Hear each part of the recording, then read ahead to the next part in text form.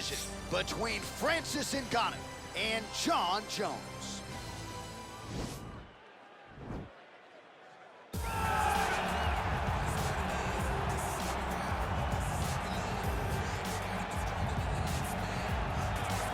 All right, so here he is, UFC light heavyweight champion ×2. Future Hall of Famer, a man you know as well as anyone, DC, Johnny Bones Jones. Jon Jones is one of those talents that when you see him for the first time, you understand that he is something special. He has a very strong mind, unbelievable skill set, and an ability to rise to the occasion. He did it from the moment he first stepped in the octagon as a very young fighter to his long championship reign. Some of the victims on Jon Jones' resume is unbelievable to have beaten that many UFC champions over the course of his career. Jon Jones truly is one of the greatest martial artists of all time. Skill for skill, one of the best fighters you will ever see, and very loyal when it comes to his team. He has been with Mike Winkeljohn and Greg Jackson since day one. Jon Jones trying to add to arguably the greatest mixed martial arts legacy the sport has ever seen here and now tonight. All right, here's the heavyweight contender, Francis Ngannou. Of course, he has challenged for UFC gold. He learned a lot in that fight against Stipe Miocic, but for my money, this is the biggest power threat, punch for punch, in the UFC tonight. It's unbelievable the amount of power that Francis Ngannou possesses. But as you said, he learned in the Miocic fight, because how could he not be learning? He's only been fighting for about 5-6 years. So this guy is truly a blank canvas. Every day, he's getting better and better and better. And he's one of the guys that you can see that before long, he will be wearing the UFC heavyweight title. And he has certainly given back to his native Cameroon, founded the Francis Ngannou Foundation. They have opened a gym over there. But Ngannou still with a lot of work to do here in the octagon, and that effort continues in earnest here tonight.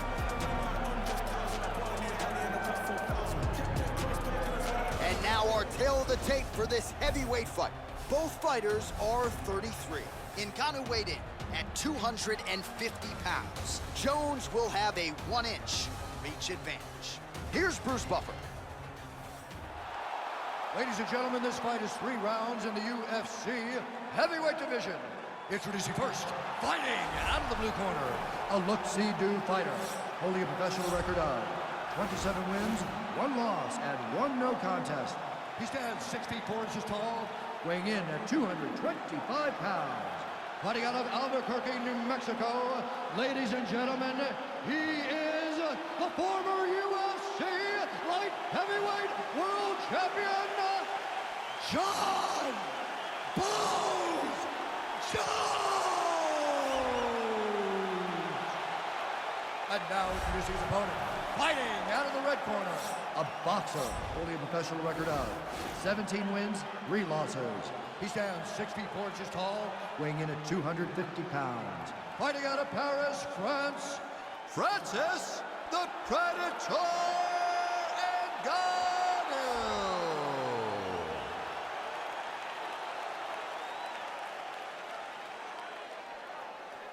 And when the action begins, our referee in charge, Herb Dean. Herb Dean draws the assignment here. Ready.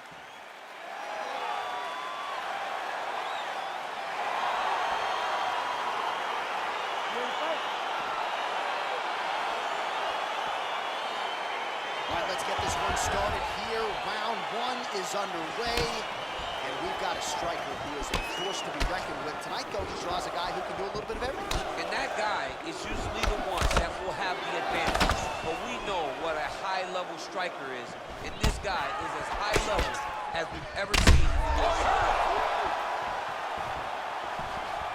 The Predator gets caught with that punch. Just misses with a left hook there. Stuffs the takedown there. How good is his takedown defense? He's throwing every part of himself into these big leg kicks. Try to establish that jab. Oh, and he lands another leg kick there. He's already landed several in this round, and the damage is really starting to take its toll. Yeah, it's really starting to take its toll. And you watch the opponent walking gingerly on his leg, and one big tell that you're starting to really do well with your leg kicks is when your opponent starts to switch stances. Right. Watch for a stance switch very soon. Nice punch lands over the top.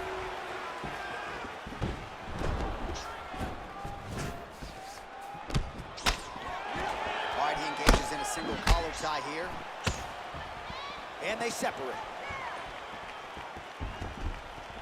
That punch no good.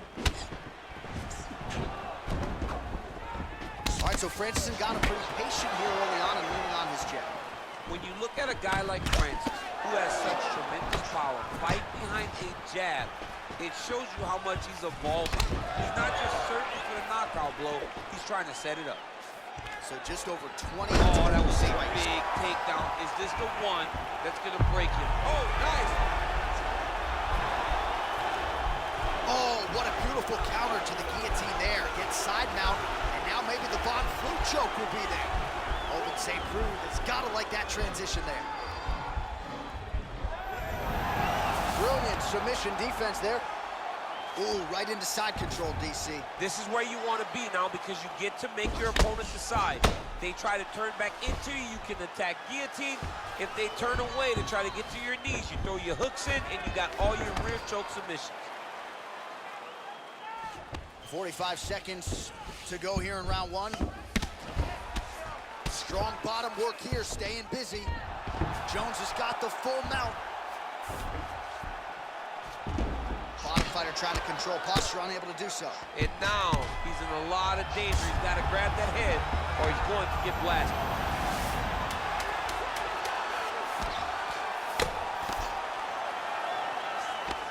Five minutes in the books.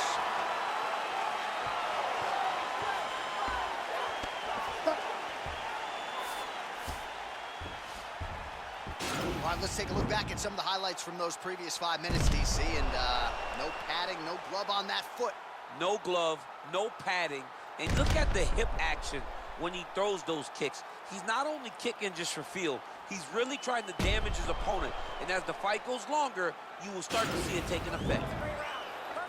Okay, so when you get on top of him again, I'm gonna need to make sure you get that jaw pressure going real well. Listen, I need a little bit more. All right, so after he landed a high number of kicks in the previous round, we'll see if he can keep it going here as our next round gets underway. He should stay the course. He's so educated with his legs and his feet that he's giving his opponent a very difficult time trying to anticipate what's coming his way. All right, so he's landed some good shots tonight, but this is not a combo meal, right? No three-piece, no soda. It's one and done more often than not. John, don't you come to me without a combo. I want the whole platter. Give him the whole platter, young man. Put some punches together. Make this guy take the whole thing. Give him more than one strike. You have now found a setup punch. The jab is landing consistently. Find something that's going to go behind it.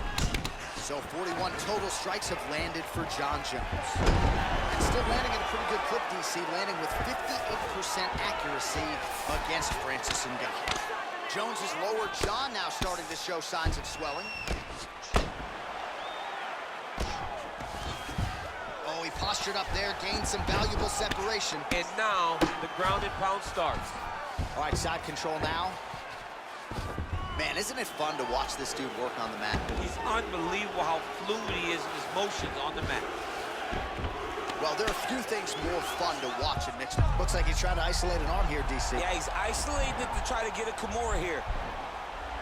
Oh, now he's in trouble. Now he falls back into the finishing position.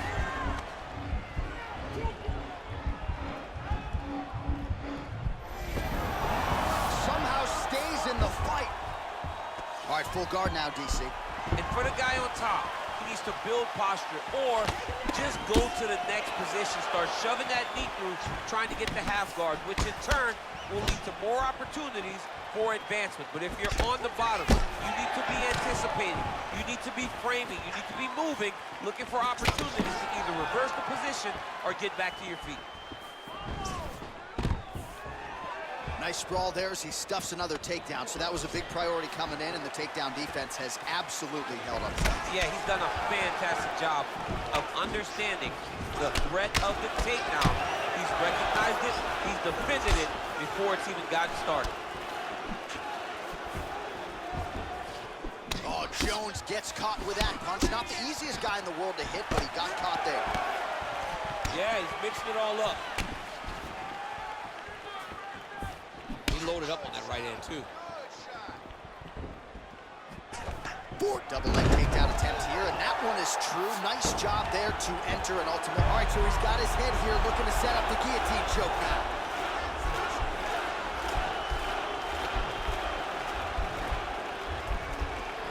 Contact guillotine.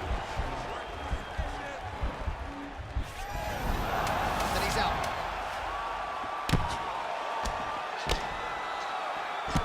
And that's the end of round number 2. All right, let's check out some of the action now from that previous round, and he really kept fighting home for those kicks. Yeah, why would you change it? If your opponent is not going to check, if he's going to stand there and he's not on his toes and he's stationary, you keep driving those kicks into his thighs, into his body until he makes some sort of adjustment.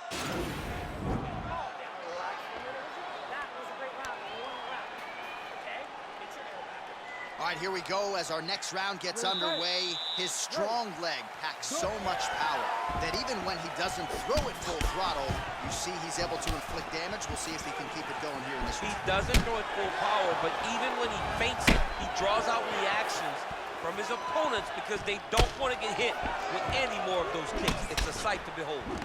Both fighters hanging down in the pocket and both landing. Oh, big knee! Dude's hurt. Serve him up. Go get him. Oh!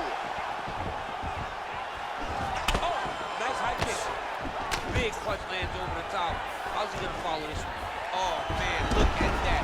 Picture perfect. Got to the leg, got to his position, got another beautiful takedown. All right, so he postures up here and now figures to rain down some ground strikes. Yeah, the ground and pound will be aplenty from this position. All right, so you got to be careful playing on the ground with this guy. You don't want to mess around for too long. Closed guard here. He's very comfortable here working off of his back, DC. Jones's lower jaw very swollen now. Time to bite down on the mouthpiece and move forward. All right, half guard position for him here, and I can hear Dominic Cruz in the back of my head just screaming about underhooks somewhere. Yeah, somehow. he loves, I mean, but he's right? He's so right in terms of if you're on your back in the half guard, one thing you can't be is flat on your back. You need to be up on an elbow. Right. You need to be half on the side, and you need to control the far side underhook.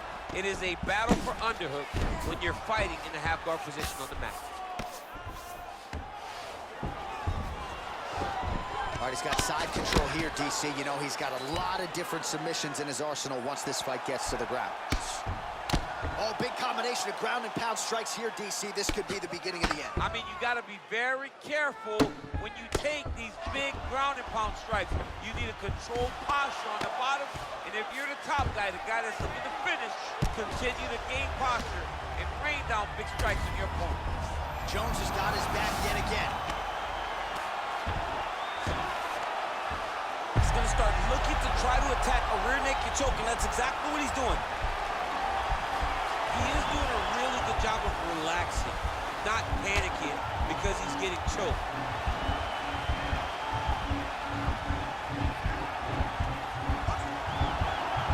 Posturing up now. Nicely done.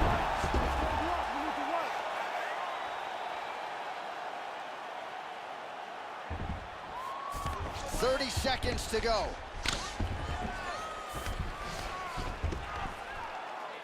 $20 seconds to go in the fight.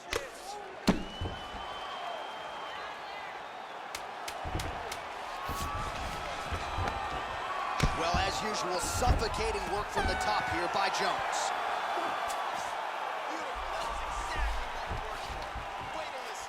All right, so the fight goes the distance as we await the judges' scorecards, but certainly a dominant striking effort out of that fighter tonight. John, he used his best weapons in order to carry him to a decision, a very clear decision, in my opinion. A great performance tonight by this young fighter.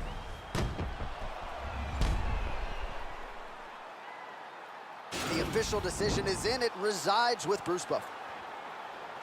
Ladies and gentlemen, after 3 rounds, we go to the judges' scorecards for a decision.